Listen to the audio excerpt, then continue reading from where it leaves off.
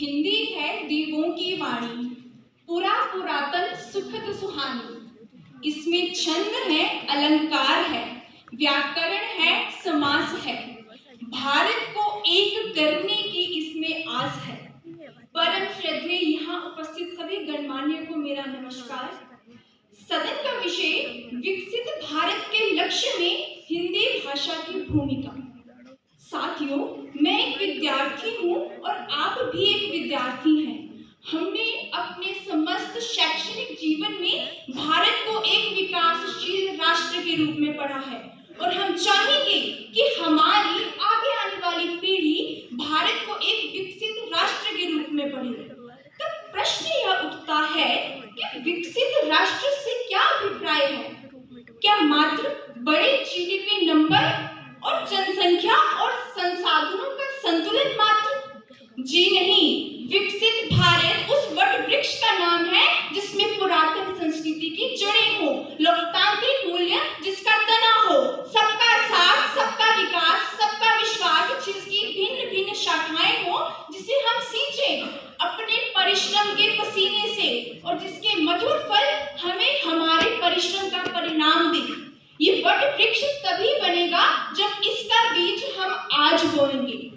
एक उनकी एकता द्वारा स्थापित हुई और उनकी एकता, उनकी भाषा अंग्रेजी के द्वारा। आज अमेरिका, जापान, चीन, रूस ये सभी विकसित राष्ट्र हैं क्योंकि इन्होंने कभी भी भाषावाद या क्षेत्रवाद की आड़ में अपने राष्ट्रवाद को नीचे नहीं आने दिया।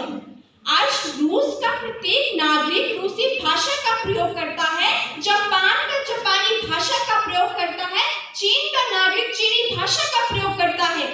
लेकिन जब प्रश्न यह उठता है कि क्या भारत का प्रत्येक नागरिक हिंदी भाषा का प्रयोग करता है, तब इसका उत्तर है नहीं। विकसित भारत का लक्ष्य भारत को विश्व गुरु बनाना है और भारत विश्व गुरु तभी बनेगा जब हम अपनी सभ्यता, अपनी संस्कृति की पहचान अपनी हिंदी भाषा को पहचानेंगे। हिंदी हवा भाषा हमारी सभ्यता और संस्कृति की पहचान है। इतिहास गवाह है कि हिंदी भाषा में वो क्षमता है, कि वो ताकत है कि वो हमेशा भारत माता के माथे की बिंदी बनती है। 1914 में जब मैथिली शरण गुप्त जी के द्वारा भारतीयों के अंदर की भारतीयता को जगाने के लिए भारत भारती नामक ग्रंथ की रचना हिंदी भाषा में की गई, तब उसका उत्साह लोगों में इतना बढ़ा कि दक्षिण के लोगों ने भी हिंदी भाषा को जाना।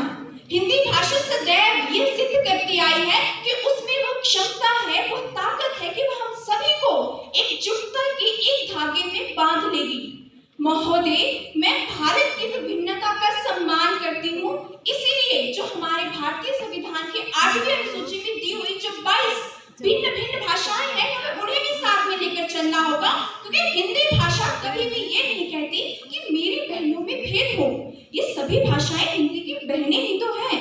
यदि हिंदी भाषा के नेतृत्व में सभी भाषाएं पलेंगी, बढ़ेंगी, तो हम विकसित भारत का लक्ष्य अवश्य पूरा कर पाएंगे। यदि हम किसी विदेशी भाषा की आड़ में अपनी सभ्यता, अपनी संस्कृति की पहचान, अपनी भाषा को भूल जाएंगे, तो हम विकसित भारत का लक्ष्य किस प्रकार पूर्ण कर पाएंगे?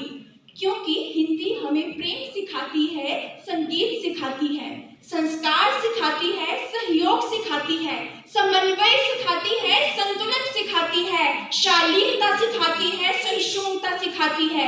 हिंदी हमें एक साथ मिलकर चलने की सीख सिखाती है। हिंदी हमें सबल बनाना सिखाती है, सशक्त बनाना सिखाती है। अंत में मैं कहना चाहूंगी, न मान चाहूं दुनिया में, न चाहूं स्वर्ग को जाना, बस इतना वर दे मुझे माता, रहूं भारत का दीवाना। लगा रहे प्रेम